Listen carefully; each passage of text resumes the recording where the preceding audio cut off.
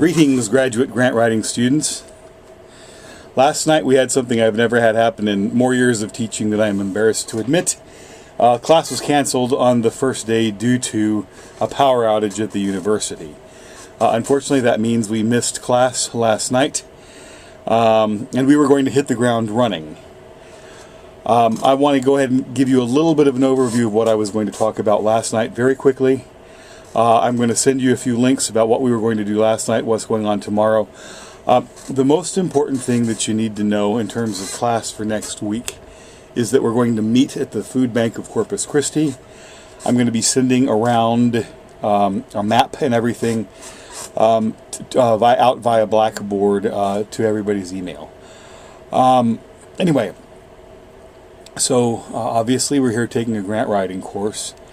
If we've never taken a professional writing class, I imagine none of us have at the graduate level, but our readings are going to be relatively short. There are going to be a lot of them. They're relatively short readings, and most of what we're going to be doing in class and outside of class is working on a grant, and we're actually already working on a grant application.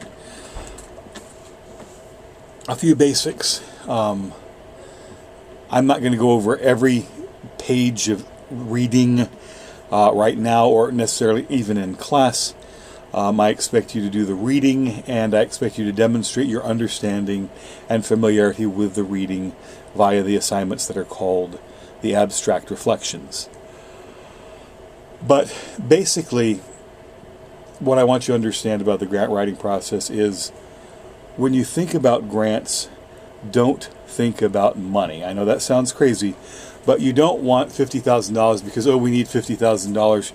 Rather, you have an effect that you want to achieve in your community or with your students or with your own organization.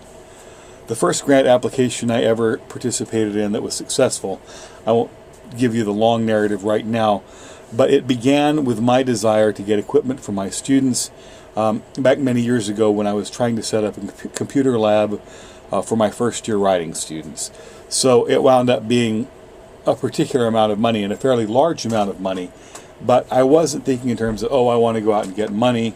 I needed to do certain things so I can give my students a better learning experience. So step one to the grant writing process is know what it is you want to achieve.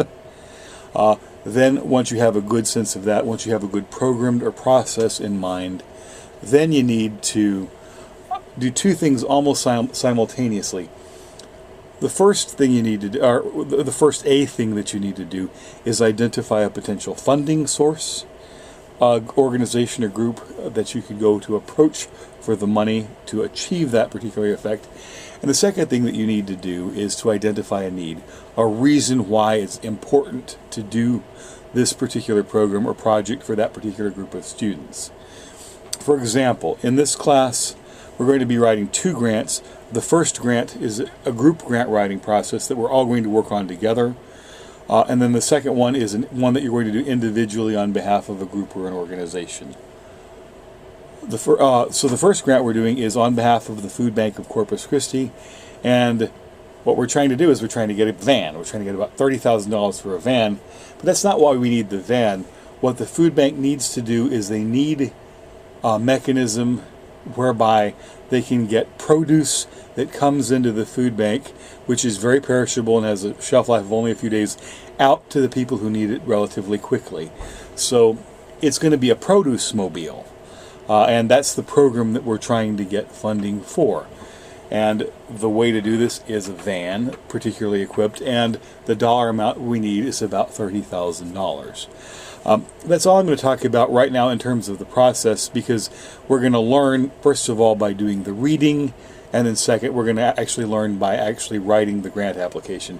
So bear in mind that unlike many other classes that you've had, we're trying to understand the material, but we're trying to develop the skills in grant writing. A little bit different than, say, for those of you who had me History of Rhetoric last semester, where we were trying to get a sense of the intellectual shape of rhetoric from Aristotle all the way to Henry Louis Gates and Gloria Anzaldúa, people like that. So they were trying to master a body of material. Here we're trying to develop a set of skills. Yesterday, I was going to give you time in class to read a couple of chapters, the introduction from the Carlson book and the lesson 2 from Karch and Fox. I'm just going to add them to next week's reading along with the readings that are scheduled for next week as well.